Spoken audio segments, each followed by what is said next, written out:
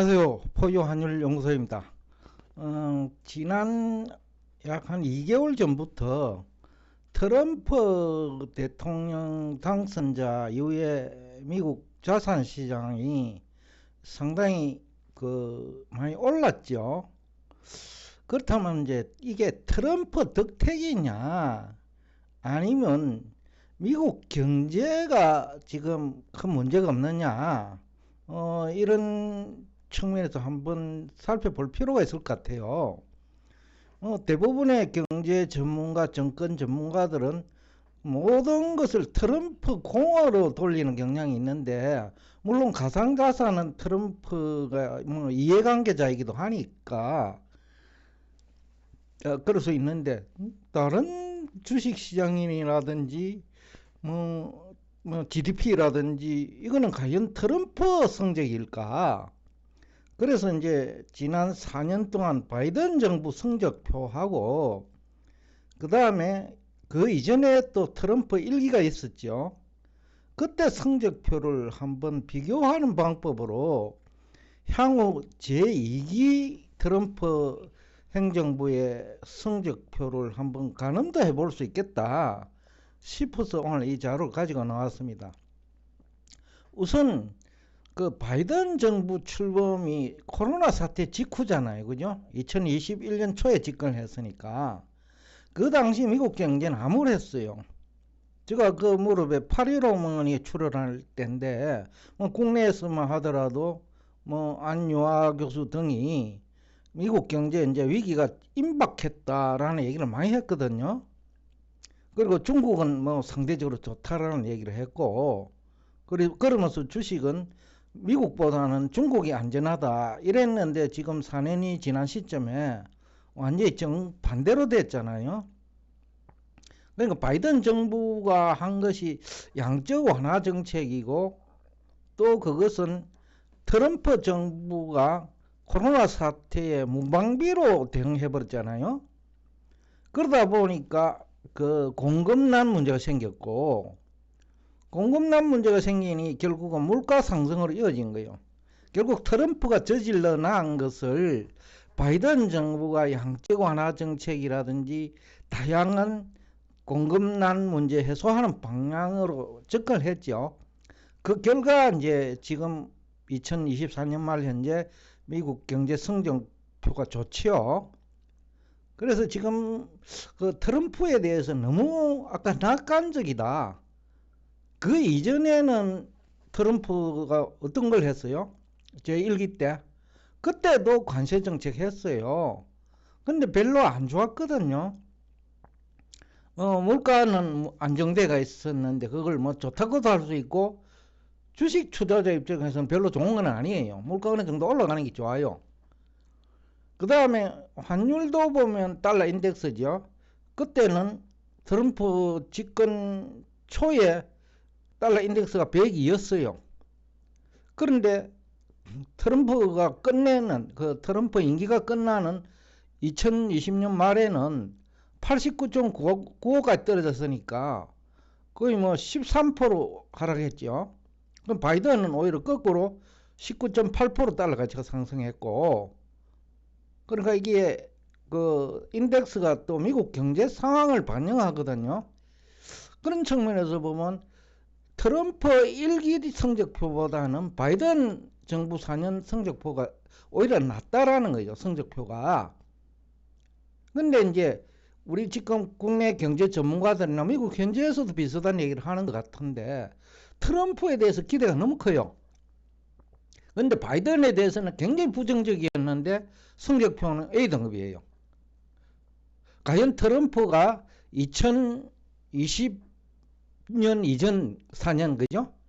그때처럼 할 것이냐, 아니면 그때보다 더 나아질 것이냐, 뭐 이것은 지금 초미의 관심사인데, 뭐 골드만삭스는 후보 시절에 차라리 트럼프보다는 민주당이 미국 GDP 성장에는 도움이 될 거다 이런 얘기를 했거든요.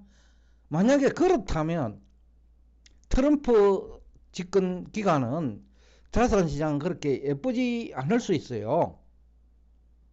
관세 정책이 물가는 올리는데 다른 우방국의 경제는 또 어렵게 하거든요. 근데 우방국 경제와 미국 경제가 전혀 무관하다면 뭐 좋을 수 있는데 그 트럼프 1기 때도 비슷하게 했단 말이죠. 관세 정책 한 거예요. 그리고 달러 약세 정책을 유도했는데 그 달러는 강세였어요. 그래도 막판에 이제 코로나 사태가 터지면서 그 달러 인덱스 가치가 큰 폭으로 떨어졌는데 코로나 사태 이전에는 달러 인덱스가 그래도 100 이상이었단 말이죠. 그런 측면에서 이렇게 보면 이 트럼프에 대해서 너무 지나치게 기대하는 것은 아니냐. 그래서 제가 이제 이 표도 가지고 왔는데 우선 바이든 정부는 뭐 굉장히 잘했다고 보거든요. 출범 당시에는 굉장히 암울했잖아요. 그리고 양적 완화선 정책을 선택할 때 미국 달러 가치가 폭락할 거다 이런 얘기도 많이 했고 국내에서도 그랬고 미국에서도 경제학자들은 그런 얘기를 많이 했어요. 그럼 미국의 물가만 높고 그 경제 성장률은 낮고 통화 가치는 떨어질 거다. 근데 정반대로 됐단 말이죠. 지금 트럼프에 대해서 장밋빛 전망도 과연 그럴 것이냐는 수수께끼예요. 왜냐면 관세 정책 한번 해봤잖아요. 1기 때. 근데 별 도움 안 되더라는 거죠. 근데 2기 때는 관세 정책 하면 도움이 됐는지 잘 모르겠는데 아직 뭐 품목이라든지 뭐 대상이라든지 뭐 대상 국가 뭐 이런 거는 뭐 구체적으로 알 길은 없기 때문에 뭐라고 얘기할 수는 없는데 그렇지만 이제 경제 전문가들 얘기는 신뢰도는 낮다라는 거예요. 향후 어떻게 될지는 모르겠는데 트럼프 1기 때도 그 트럼프가 달러 약세 정책을 쓰니까 다들 달러 약세 될 거라고 봤단 말이죠. 근데 달러 약세는 그 코로나 사태 때문에 일어난 것이지 그 이전에는 없었단 말이죠. 트럼프 의도대로 되지 않았다는 얘기입니다. 근데 바이든은 모두 다 부정적으로 봤는데 뭐 지금 지난 4년을 놓고 보면 포요 환율 연구소 예상대로 굉장히 좋았던 거예요. 그 원인은 여러 가지예요. 물론 양적 완화 정책도 있을 거고요. 그 다음에 트럼프 가 무방비 상태로 나와준 결과 물가가 그 공급난 문제 때문에 많이 올랐지요. 그것이 어떻게 보면 바이든 정부에 도움이 됐다고 봐요. 트럼프의 실수가 바이든을 그 훌륭한 대통령으로 경제적인 측면에서 만들어 놓은 거예요. 그런 측면에서 트럼프 능력은 한번 우리가 다시 검증해 볼 필요가 있다. 그 다음에 장단기 금리 역전도 마찬가지죠. 다들 장단기 금리 역전이 되니까 미국 경제 침체될 거라고 얘기했단 말이죠. 그런데 이것이 물가 상승을 그 기반으로 기준금리가 올랐단 말이죠. 그리고 시장금리는 많이 안 올란 거예요. 그러면 이 시장금리가 많이 안 오른 이유가 뭐냐라는 거죠. 이걸 이제 제대로 분석을 해야 되는데 뭐 시간 관계상 그까지는 설명을 못하고 약간 장단기 금리 역전만으로 경제가 망가지는 건 아니다.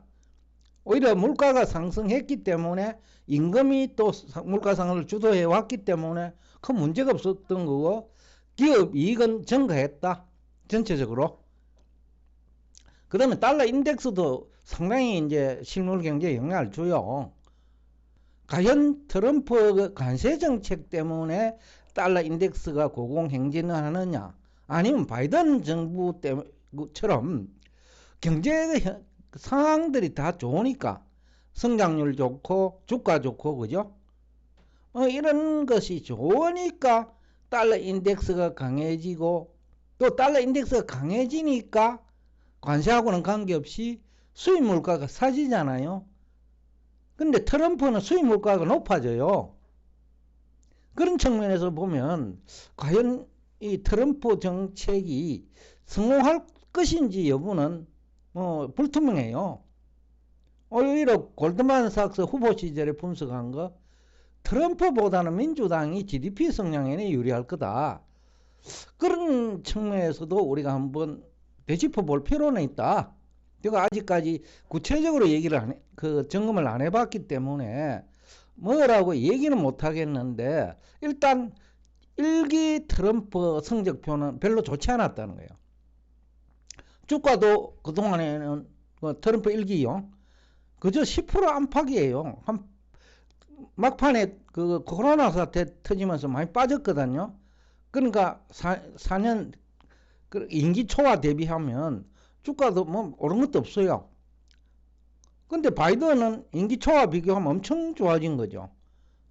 S&P 500 지수만 60.8% 상승했어요. 트럼프는 4년 동안 겨우 10% 미만이에요, 미만. 그러니까 GDP도 도와주지 못했다는 거예요. GDP 규모도 바이든은 4년 동안 32% 증가했어요. 여기에도 물가 상승이 크게 기여했어요. 물론 달러 인덱스도 기여했어요. 근데 관세를 통한 그 달러 인덱스 강세와 또는 물가 상승과 그렇지 않고 바이든 정부처럼 관세하고는 관계없이 뭐 임금이 오르고 이래가 물가가 오르고 또 공급난 때문에 물가가 오르고 뭐 장기적으로는 또 공급난이 해소가 되고요. 그런 거하고는 좀 다르다라는 거예요. 그래서 제가 이제 항상 경제학자들 중에 뭐 한 95%는 자질 미달이거든요. 쉽게 하면 경제 현상 분석 능력이 없다라는 거예요. 이론만 공부했기 때문에, 그것도 가정을 전제로 하는 이론. 현실성이 없는 거죠. 지금 트럼프를 두고 하는 그 기대도 뭐 가상자산 외에는 제가 와닿는 거는 없다.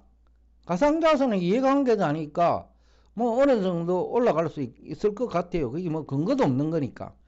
뭐 주가처럼 기업이 잘 되니까 주가가 오르고 이런 그 이론적 그 논거가 없다라는 거예요. 거기에는 그냥 트럼프가 그 가상자산의 정책을 뭐 추진하니까 가상자산이 오르는데 이런 것밖에 없다는 거예요.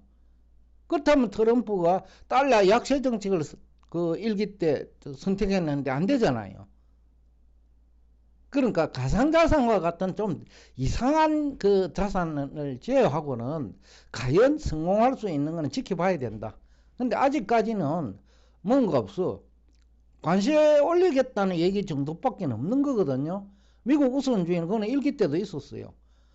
근데 일기 때 그런 식으로 했는데도 불구하고 그 거시경제 지표를 보면 그렇게 좋지 않았다는 거예요. 그런 측면에서 트럼프에 대해서는 지나친 기대는 그렇게 도움이 되지 않을 거다. 그러니까 극단적인 비관론도 좋지 않지만은 극단적인 낙관론도 크게 도움은 되지 않는다.